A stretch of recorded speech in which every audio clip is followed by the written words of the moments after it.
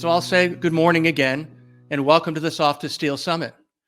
This event is a culmination of my work over the past year to bring together a group of incredible thought leaders to conduct a passionate, energized dialogue to explore with mind and heart the meaning, purpose, and power of believing that leaders travel the road to loving inclusion and social justice that is paved with soft skills, a person's qualities, attributes, and behaviors.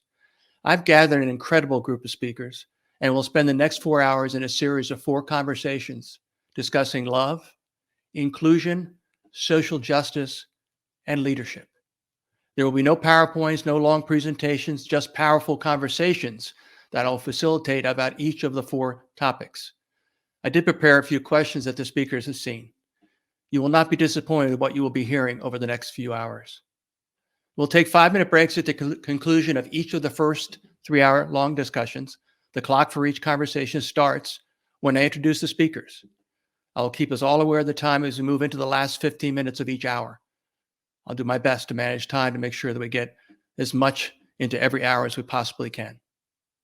So let's get started. I'd like to introduce the speakers for our first hour, beginning with Steve Farber. Steve is the founder and CEO of the Extreme Leadership Institute, and among his many accomplishments is his recent authoring of a book entitled Love is Just Damn Good Business. He's one of Inc.'s global top 50 leadership and management experts. Joining Steve is Jesse Cole. Jesse is the founder of Fans First Entertainment, which owns the Savannah Bananas baseball team in Savannah, Georgia. His incredible success is built on the foundation of love for his fans. Our third speaker in the first hour is Starla Lewis. Starla is a life mastery coach and a professor with over 39 years of experience and has developed learning environments where educators, students, and parents learn how to build self-confidence, mutual acceptance, and love. And lastly, Helice Grandma Sparky Bridges. Sparky is the founder of the Blue Ribbons Worldwide and the creator of the Who I Am Makes a Difference Blue Ribbon and 7-Step Acknowledgement Ceremony. Her ribbons have found their way around the entire globe. There are millions of them, changing lives and underscoring the fundamental importance of love. So now to our conversation. Welcome, speakers. Hey there, Dennis. Thank you. It's good. The voices are working. Apologize for the front end fun. So let's start with this question. This harkens back to 1984 and a song that was made popular by a singer named Tina Turner. When she posed the question, what's love got to do with it? And it being in life and relationships for our conversation.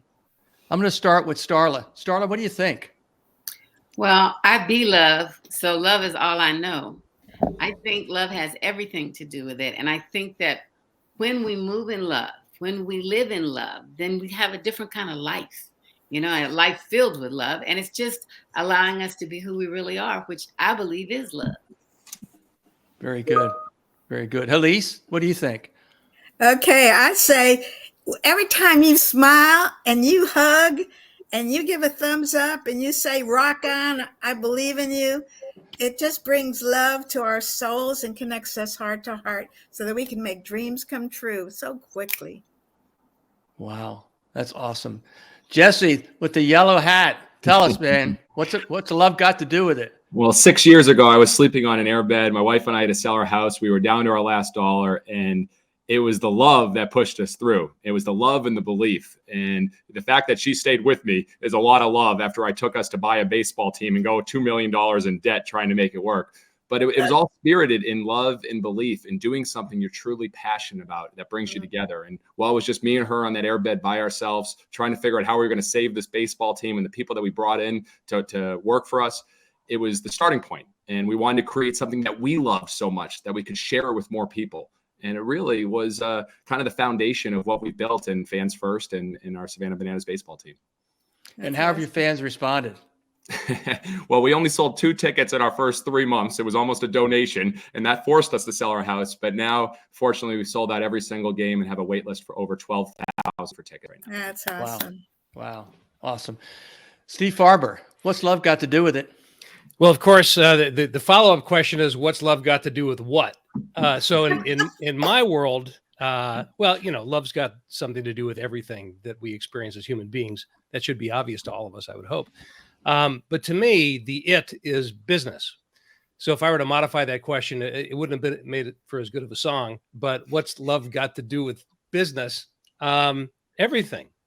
And of course, what's interesting about that to me is that most of us are not accustomed to using the word love and business in the same sentence, which is ironic because as business people, we pursue it all the time because we want our customers to love us. Just ask Jesse Cole.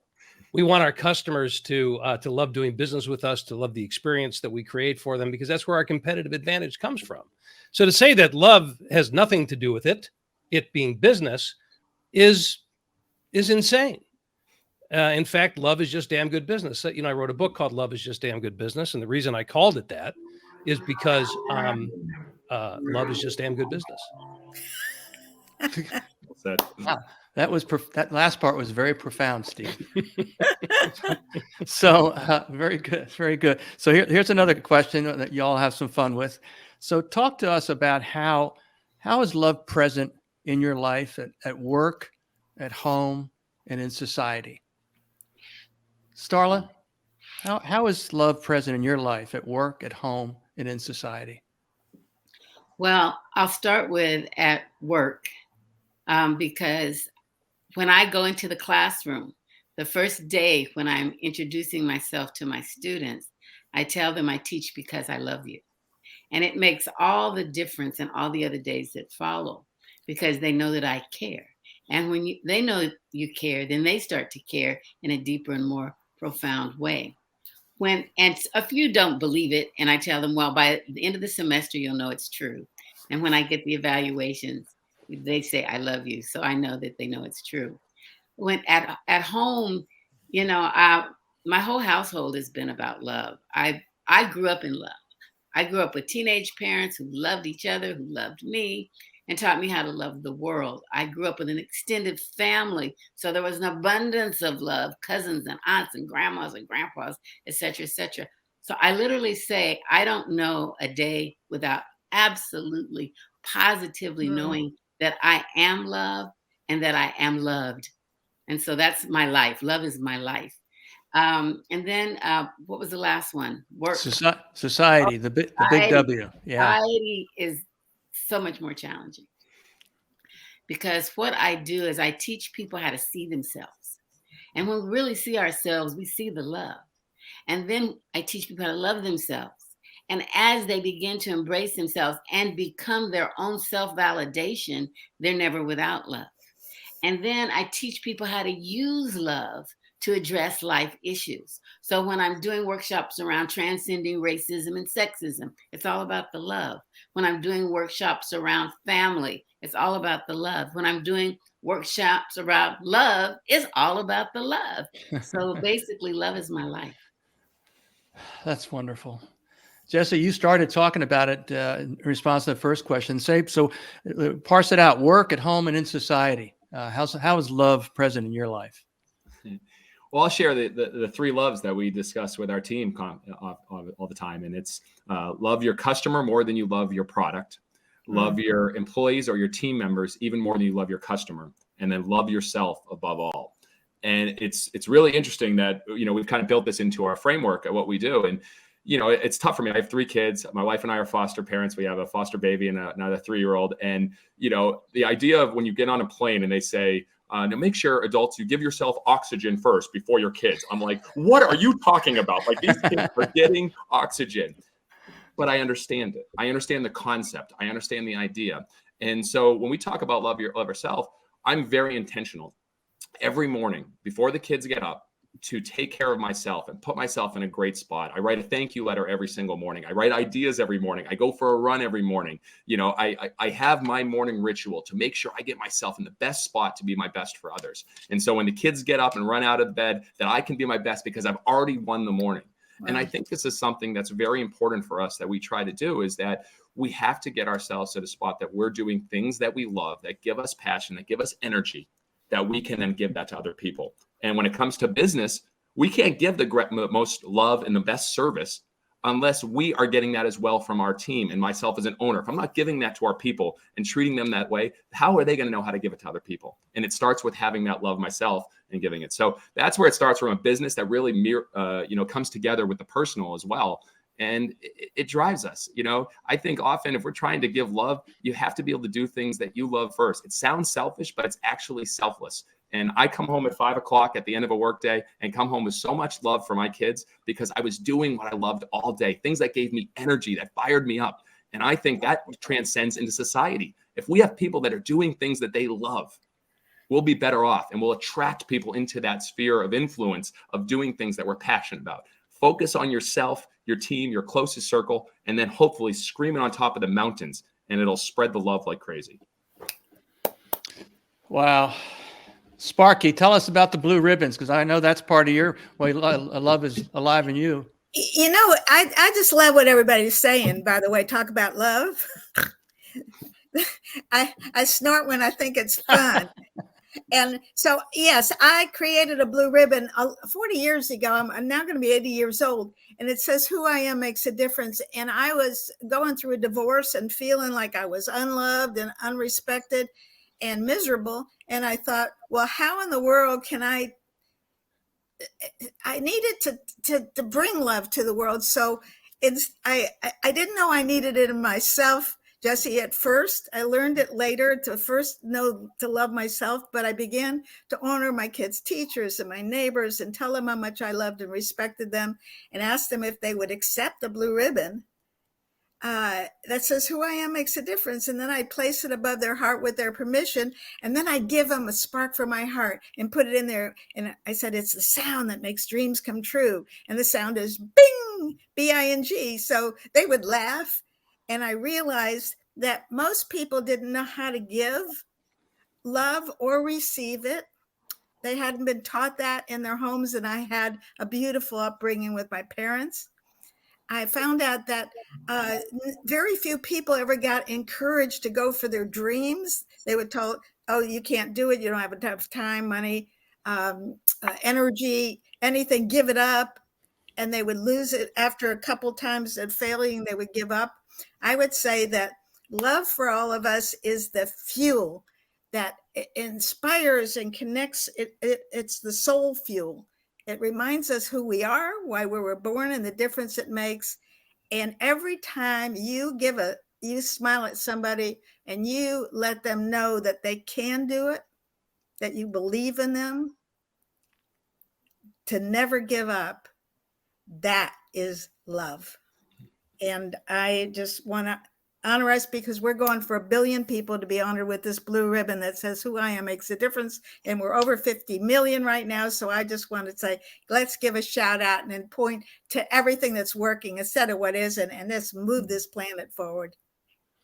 Well, I think you're going to have a chance to bring a few thousand of those ribbons to my hometown of Savannah, Georgia sometime. That's cool. Yes, absolutely. Absolutely.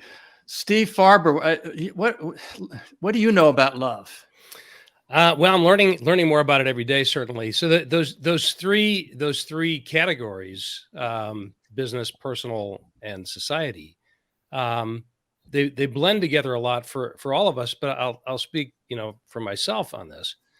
The line between business and personal for me is practically non-existent. In fact, this gathering of people in this panel right here is a great example of that. And starting with you, Dennis, we have become very close friends over the years, and it started with your reading of, you read The Radical Leap, and those words that you see behind me on the wall: "Do what you love in the service of people who love what you do." You put it on your business card. This is before we even met. And Sparky and Starla, we met at doing some volunteer work here in the San Diego area. And Jesse and I met via LinkedIn, and we're becoming friends. I mean, I have great friends that I love dearly, and I have a lot of them. And many of them I met through this thing that we call work. Mm-hmm. So I get a little bit prickly about the distinction between business and personal. Listen, I understand we play different roles. I know Jesse's wearing his yellow tux. He doesn't wear it 24 hours a day. We play. I'm assuming we play different roles, but we're the same person. So this old saw, work-life balance, and we've had all these debates over the years that, is that really a thing? Is there such a thing as balance? Is it balance or is it harmony? What is it? Well, I think the real problem in that phrase work-life balance is not the balance part. It's the work/life part. It's that choice of words, because what it implies is that work and life are two different things. Is it work or is it life? So that implies that work is not life. And if work is not life, then what is it? Yeah. It's death. and obviously it's not. So this insidious idea that love is appropriate in our personal life, but not in business is just this crap that we made up. I mean, there's no reality in it. We are the same person. We play different roles, but we're the same person. And therefore that power of the heart transcends those different roles. And doing what you love in the service of people who love what you do, to me, ties it all together. I say to me because I wrote the words, so it better mean something to me. But if it's doing what you love is your personal connection to your work. But if that's all you're doing, it's not enough, because that's just another way of saying narcissism, right? As long as I'm doing what I love, who cares what the impact is on anybody else? So I'm doing what you love in the service of people. So I'm using that to give great value to you, my customers, to you, my colleagues, to you, my family, to you, my friends, to you, my community, etc. And then if I do that well, and I do it authentically, and I do it with passion, the result is reciprocity. You'll love me in return. And that's how we have an effect on society. Having said that, one caveat. I will admit that I'm an optimist. I'm a born optimist. I think it's genetically encoded in my DNA. And as far as love in society is concerned, I'm still optimistic about that. I just have to admit that I find that I have to work harder at it nowadays.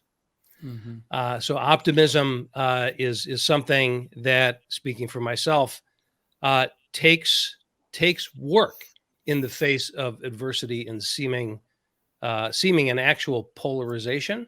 But I think if we lose that as a value and an aspiration, then we have nothing to be optimistic about. So let's all work at it, which is, of course, why we're here. Yeah.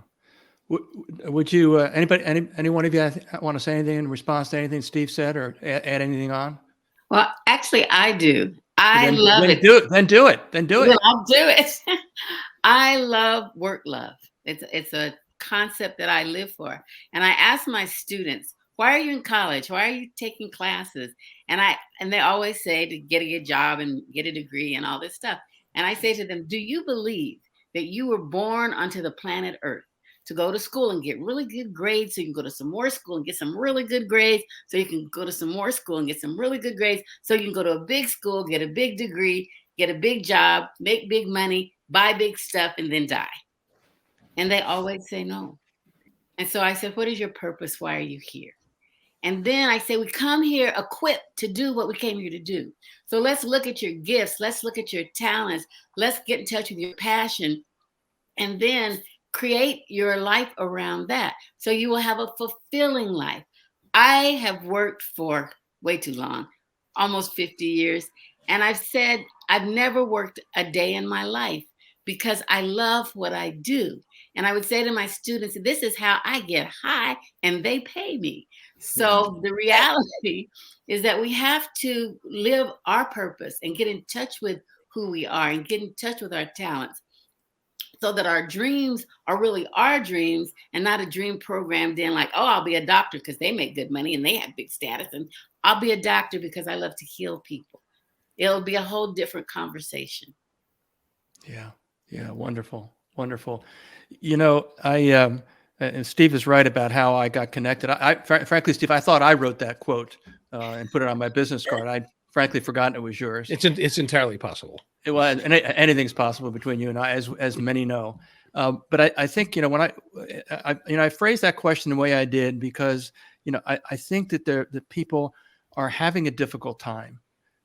First, I think there's a lot of people in our world that have a difficult time understanding how fundamentally important this idea, which is not an idea, it's a way of life, and that is to love, the act of loving, and not the huggy kissy, that kind of. It's the love that is the emotion, the feeling, the fuel that makes a person do good things, as opposed to doing. People who commit crimes are not doing it out of love. If anything, they're doing it out of just the opposite.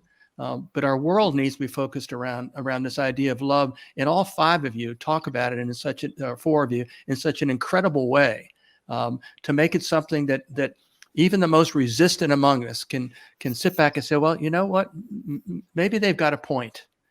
Because if you can start to bring love into the way you think about yourself. I mean, the whole notion of loving oneself is not a far-fetched idea. But again, for a lot of adults, and particularly there's a lot of adults listening to our conversation, it's really hard to say, I love myself, because they sound like, they should be hugging themselves or plastering their face on a mirror. But it's about what it does for us. It opens us up. It allows us to take risk, be vulnerable, and all out of the notion in whatever part of our life. And Jesse talked about his kids and his relationship with as the father, his children. We as leaders in particular, and you're all leaders, we serve people in every part of our lives. We are providing a service, and it starts with providing the expression that Starla talks about with her students, to tell our students, I love you. And I'm sure they don't mind. Now, if it came from somebody like me or Steve Farber in front of the class, I might say, hold on a second, pal. But the idea of love. So now let's talk about a little more interesting part of this topic of love, with this question. Why are people afraid to consider personal qualities or soft skills and acknowledge the role of feelings or emotions in their daily lives? Why is it difficult for people to do that? Jesse, let's start with you. What do you think? Yeah, because I thought you want to think about it a little bit more. I mean, it's a complete assumption for me. I mean, it's tough for me to think about why people don't think this way. So, I mean, I could share my personal experience, but if you want to run to one of these amazing experts next to me that literally written the books on this, I'll come after that. How's that? All right, I'll don't take your hat off. I'm coming back to you. Yes. Sparky, I would love to do this, because there's a couple things that come up for me. In business, I was training leaders of a Fortune 100 company, and I sent them out at lunchtime, and I said, I have a blue ribbon, go out, honor people, and come back after the lunch and tell us what happened. And I will tell you that in the terms of not knowing what to do, one manager came back after, and he said, I went up and down in the elevator and spent the whole lunch hour in the elevator because I was terrified, because I didn't know what to do, and I was afraid I would be rejected. The other gentleman said he went downstairs and he honored the woman that when they check in and they get their badges in the morning. And he said, I just wanted to honor you and give you this blue ribbon because you collect 2,000 coats every winter and give it to the homeless. And she said, I thought you hated me. He said, why is that? He said, because you're so grouchy when you come in every morning. You get your badge, you never say a word. And he says, oh no, I'm just thinking about the business.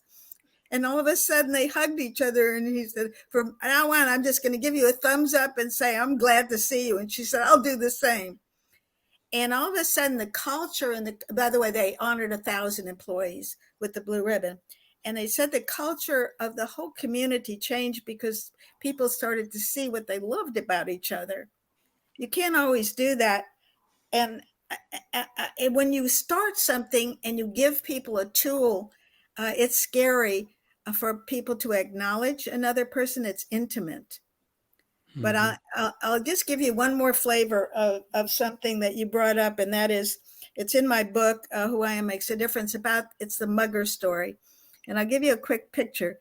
I was leaving at the end of a booksellers conference, and it was midnight, and I was with a colleague, and we're going for our parking to get our car in the garage, when a man came up, tall man, big man, with a gun, and he wanted our money. She held her purse to her chest, and I pulled out a blue ribbon, and I said, "Sir, I want to, first, before I give you the money, I want to honor you. Not a lot of people can ask for what they want." And I said, "So who you are makes a difference." And I said, "Would you accept my gift?" And he kind of looked at me, and he put his gun down a little bit, and he shrugged his shoulders. I said, "May I have permission to place it on you?" And he said, "I guess." And I said, I placed it above him, and I said, "Now," I said, "it's important that I take the spark from my heart and put it in there so you can make your dreams come true. Get on with something that's bigger than that." I said, "You're so powerful. And here's 2 more ribbons to pay it forward." And so I never remembered that I did that. I was kind of channeling.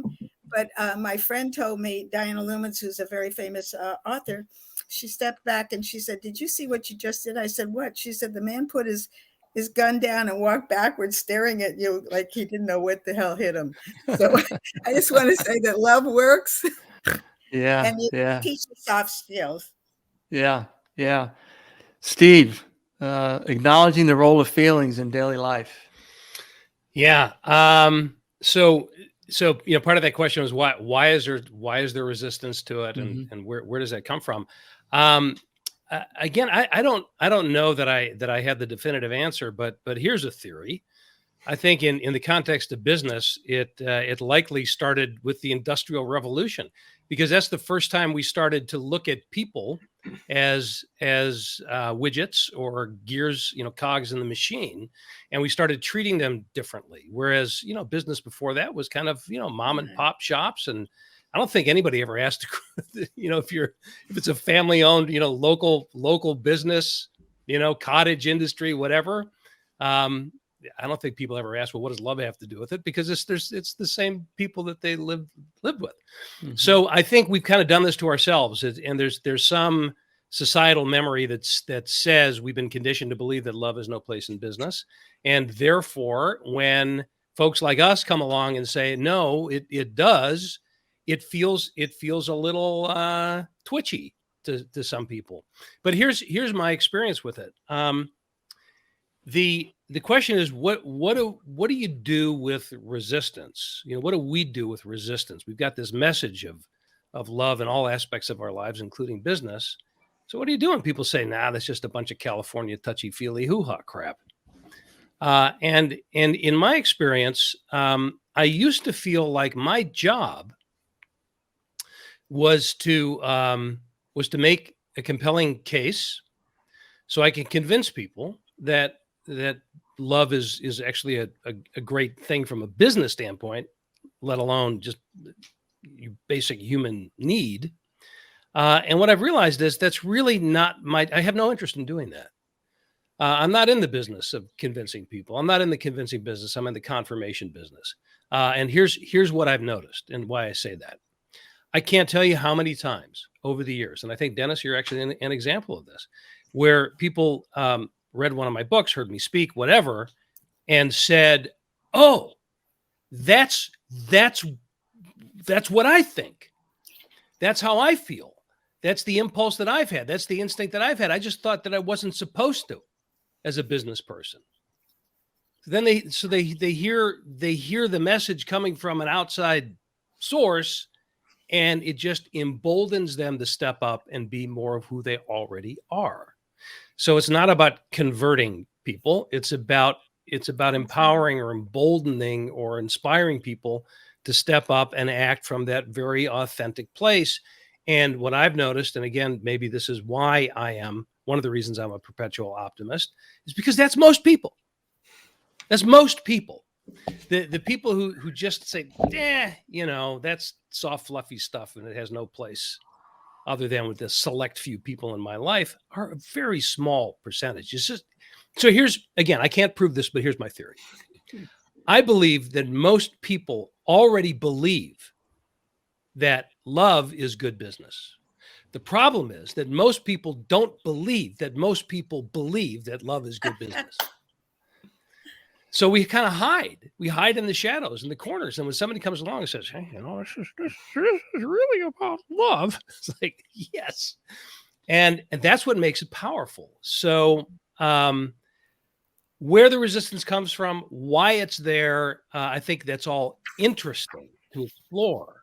But for us to acknowledge that there's less resistance than we think, as long as we're bold enough to be overt about this, and to help people understand what it looks like and what it doesn't look like. Right? There's common sense in this. For example, I use the word, we all do. I use the word love in lots of ways. I love pizza. I love my wife. I love them very differently. One I should love and one I shouldn't. It's you're digging a hole. You're digging a hole, Steve. I know what it feels like. It's the pizza that I shouldn't love, by the way. Just to be clear. I know what it feels like. It doesn't require a lot of dissection in terms of, well, what does it mean? What doesn't it mean? We know it when we experience it. What we have to do is get really good at applying it in a way that's appropriate and significant for the right context. So what love looks like in business is very different from what love looks like with our kids. There are similarities, there are differences, but we need to help each other sort that out. And I think most people are willing to do that work. Yes. Jesse. I've got a chance to think about this question and now seeing the wisdom in this room. Let's just we have people that have experienced love in different ways. The wisdom in this room experienced it. And I know, Starla, you work with students, and everyone in our business starts as an intern pretty much right out of college. And their experience of love is different than what we have as we've grown older and had wisdom in this. And so I was thinking about why is there resistance?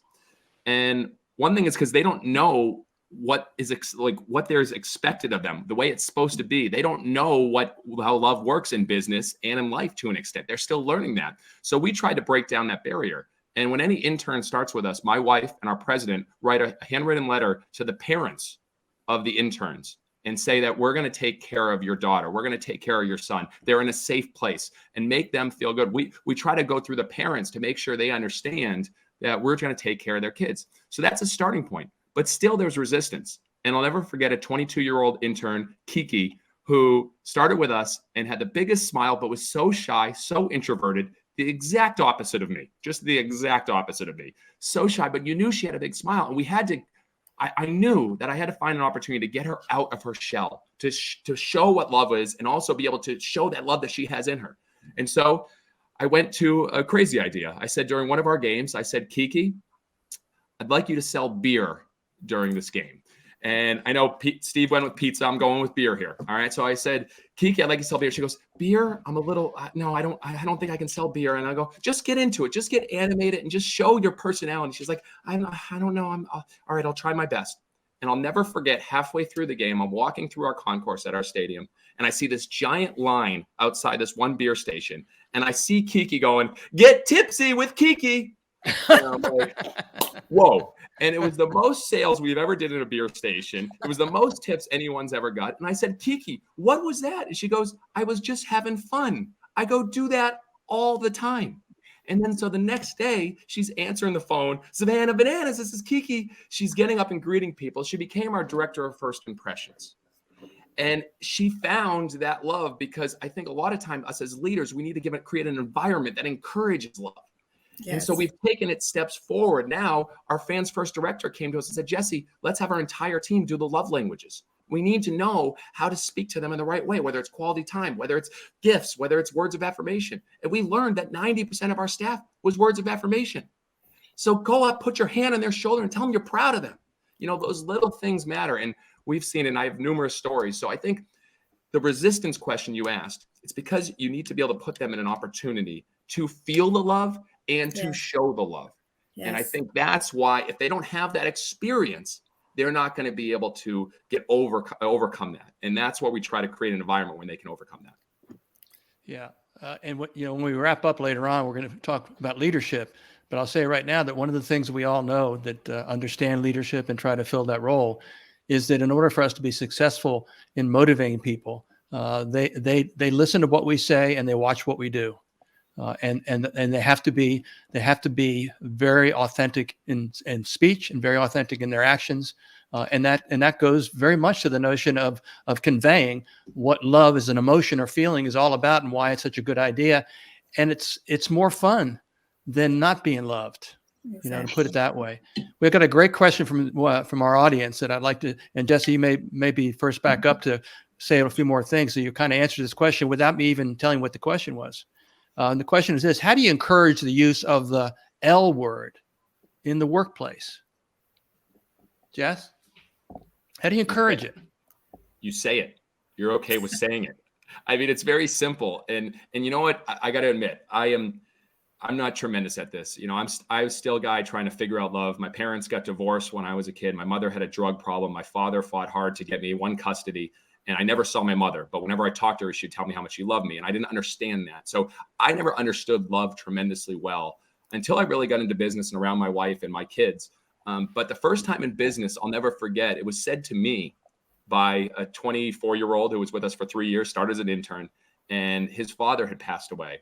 And there was a hurricane in Georgia coming, but they were getting the wake in before the hurricane. I was up here in Charlotte, and I drove. I had to be there for that wake and be there for him. And it was funny driving down the highway, and I was the only one going this direction, and it was bumper to bumper going this way. It's like, what's wrong with me? But I got there, and as soon as I got there, I hugged him, and he just said, "I love you, Patrick." I'll never forget it. He said it, and I'll never forget that moment. And I looked at him, and I got emotional, and he said it to me.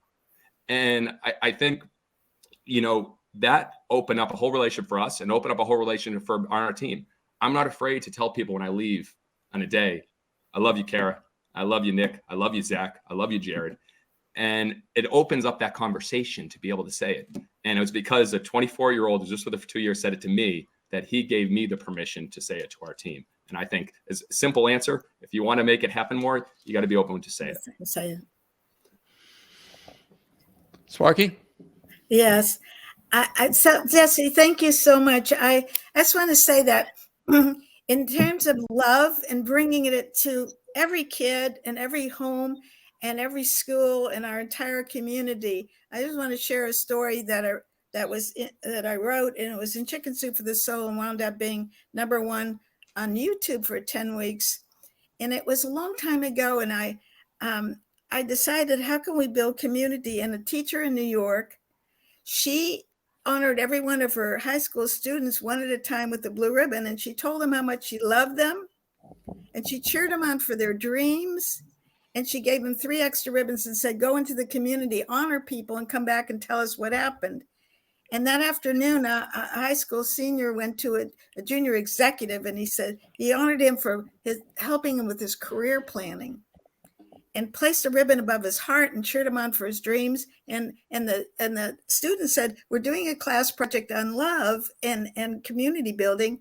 I'm going to give you 2 extra ribbons. Would you honor somebody and then give them an extra ribbon to honor another?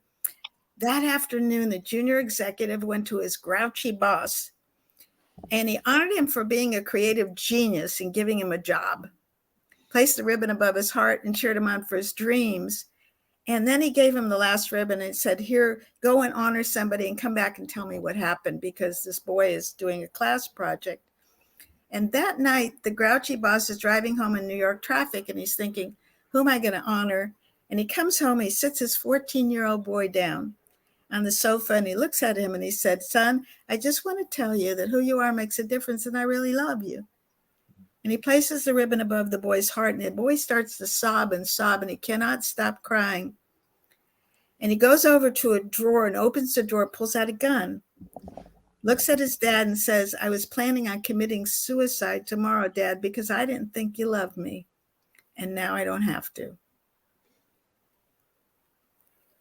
The student, the business changed because the father started to honor all of his employees, and then they honored their family members. And the story got back and was told in the classroom, and it landed in Chicken Soup for the Soul and later made into a television movie. And I tell you that love is just the moment of just telling somebody that they matter because they may not know it. And when you bring the fun into it and the passion, you make a big difference for our community, our country, our businesses, and the world. Yeah. Beautiful. Beautiful. Steve. Yeah, I think it's the coming together of the language and the action. I would say I would rather see people act in a loving way with each other than saying "I love you, man" and not doing anything different. So the words are powerful, but if we're not careful, if we get really good at using the words, the word love, and we rely on it too much, and we kind of let ourselves off the hook from actually acting it out. So, for example, on an enterprise level, a lot of times you see companies who know they're supposed to love their customers print the buttons and the banners that say "We love our customers," right? And everybody wears a button, and we love you. And that's nice. But it's the easy thing. I mean, it's easy to make love part of your marketing campaign and part of your brand, like, famously Southwest Airlines has done, and Subaru and all that. But it's really about taking it to the more important level, which is acting on it. But sometimes the words get us closer to that, right? So, for example, I remember I gave a speech a number of years ago, and we talked about this whole idea of love, of course. And I was walking. We were on a break after my talk, and I was walking down the hallway in this hotel, and there were these two guys that had just been in the audience, and they were like, screwing with each other. It's like, "Hey, love you, man. Love you, man. Love you, man." Like that, punching each other on the shoulder. And so that went on for a little bit, and then one of them stopped, and he goes, yeah, but I really do. Yeah, but I really do. So they started with kind of making fun of it, and it helped them transcend to the authentic part of it. So I think it's about holding each other to a higher standard. And, a lot of times people, they're afraid to use the word love because of the baggage that's associated with it. We live in a litigious society, and we have a lot of misinterpretations about using the language. So I would encourage people, it's not so much, how can I figure out an appropriate way to say the words "I love you" to the people I work with? I mean, it's great if it makes sense, but it's really more about getting to the question, what should love look like in the way that we do business, and in the way that we run our team, and in the way that we communicate with each other at work and everywhere else. Mm-hmm. And that's going to be different for everybody. That gives us the chance to make it very, very personal, because we all have our own ways of answering that question through our behavior. Yeah. Well said. I think that one of the things that I had a little bit to say about, and put a little LinkedIn video up right at the beginning of the pandemic, which is not real, by the way. That was a joke. That was humor. Please, somebody laugh out loud. Jesse, that was funny. See, that's why Steve told me, don't use humor, Dennis. You're not good at it. So, but getting back to the serious talk, you can tell people all day long, love is a word. Steve talked about the action. A lot of you talked about doing something, and you can also do it by behaving in a certain way, by demonstrating that you care about people in ways that are discernible. They can, this guy really cares about us. He did this, and that, and he cares. And that's all leaders needed to do at the beginning of the pandemic, was simply let people that they lead know that they cared about. They didn't have to say "I love you," but it was an expression of love. But it happened to be the right word to use the term. And it's another one of our questions: how do you operationalize love in a workplace without getting a call from HR? Well, in some cases, you don't simply start saying wantonly, I love all of you. I love all of you, especially you people. I really love you people, because again, that just undermines the sincerity, the honesty, the integrity. But there are other actions and words taken with those actions that can demonstrate that you understand, appreciate, and you value love. Like Sparky's, I make a difference. So. Good stuff. So what about the workplace, the HR thing? Anybody want to comment about the getting a call from HR around this whole notion of operationalizing love in the workplace? I'd like to jump in right here, because one of the things that I feel hasn't been said is that if I don't love me, it makes it really difficult for me to love you. If I'm judging me, it makes it really difficult for me not to judge you. If I'm not forgiving of me, it makes it really difficult for me to be forgiving of you. And I think all those qualities are necessary in terms of loving and expressing love. And I think by our own example, we show people how to do that. You know, I always say my children taught me how to love. Why? They taught me how to love the unlovable. They taught me how to forgive the unforgivable. They taught me how to accept the unacceptable. They taught me these things because no matter what they did, I had to learn to love them anyway. And when you're talking about HR, a lot of the things we take to HR are really hurts. Our offenses, our disappointments, our feelings of rejection, et cetera, et cetera. But when I become my own self-validation and I walk into with a grievance, it's not so personal. It's more of, this is an issue. This needs to be changed, not just for me, but for the whole business industry. When I learn how to forgive me, then there are things that happen at work that, you know, are offensive. And sometimes you have to learn how to be the bigger person, or I don't even like that word, take the higher road, you know? And when we have opportunities to understand that love is not just saying, love you, but it's also an action word, it's a verb, and it's a choice. You know, can you love people who you don't like? Sure, you can. Why? Because every human being deserves to exist. Yep. But there would be things about them that are not your cup of tea. And that's okay. It's your cup, it's your tea. I think it's important that we understand that when we're loving, there's a difference between loving and lusting. And I think that's where in HR it gets, confused, because I can say I love you and I can say love you.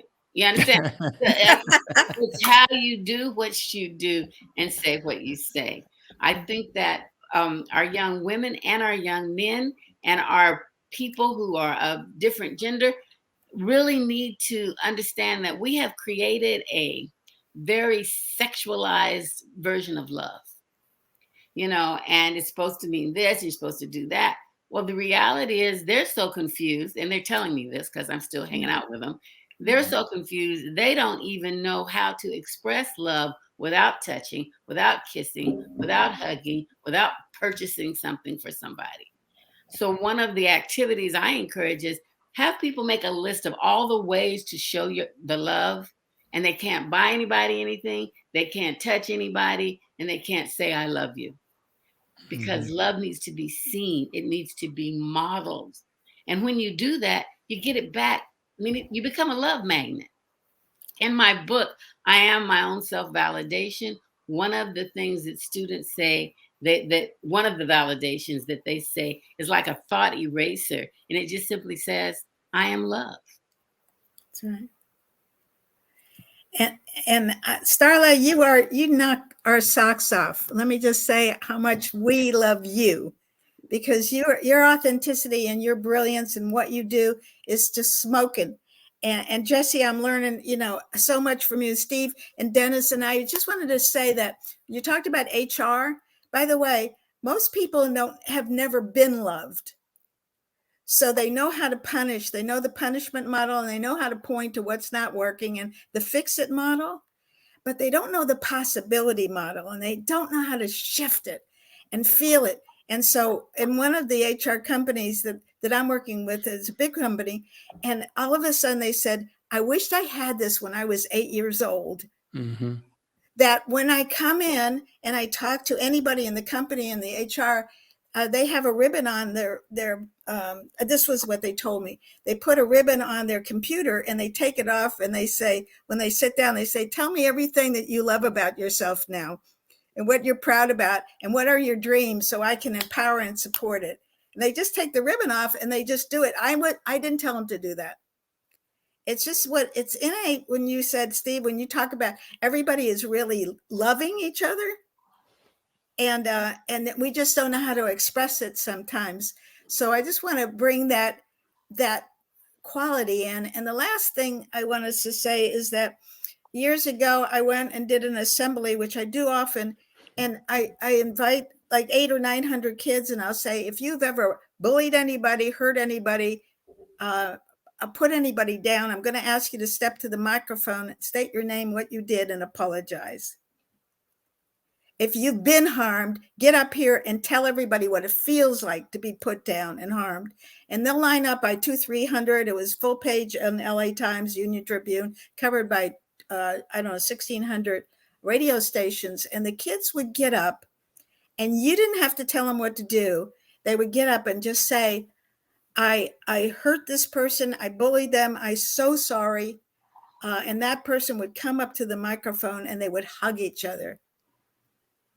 And when you see that, all of a sudden, you can't teach love. You have to only be able to show it and give a platform where young people or adults, whether it's in business, at homes, in schools, communities, just give them a chance to show them how to love. And they'll do it every time, and they'll bring peace to the world. Yeah. Yeah. Beautiful. Beautiful. Any last thoughts, Jess? What? I'm just honored to be with this group. I'm a crazy guy in a yellow tuxedo who likes to have fun. And fortunately, we've been surrounded by love. And how Steve and I connected, I was so in love with his book. I wrote him a thank you letter and then had him come on my podcast. And we built it that it made such an impact on our business to read that. So, and I'm so fired up to be able to connect with Starla and Grandma Sparky and Dennis and you guys as well. I've learned a lot from you today. And part of what gives me energy every day in love is creating, sharing, and growing. And you guys helped me grow today and give me the platform to create and share some more. So thank you, guys. Thanks, Jess. Thanks for being here. And any other last words before we close this incredibly powerful hour? Well, I'm going to share my great Aunt Kate's last words, because it was armor for me all my life. And it was, child, you got to be your own self-validation. Everybody can tell you how great you are. If you don't believe it, fell on deaf ears. Everybody can tell you how loving you are, how beautiful you are. It doesn't matter until you believe it. And so I really, really say, you got to be your own self-validation. You become a love magnet then. My children gave me a birthday party, and they said, the only criteria is we're only going to invite people who we know absolutely love you. And there were 195 people in the room. So, and they were from from my childhood all the way through my students. Right. And the beauty of that for me was it was my self-validation, but it was also the validation that when you love, you attract love. What a perfect way to end this hour. Thank you so much. Audience, we're going to take a 5-minute break. You'll see the clock on the screen, and we'll be back for our next hour. And the topic is inclusion.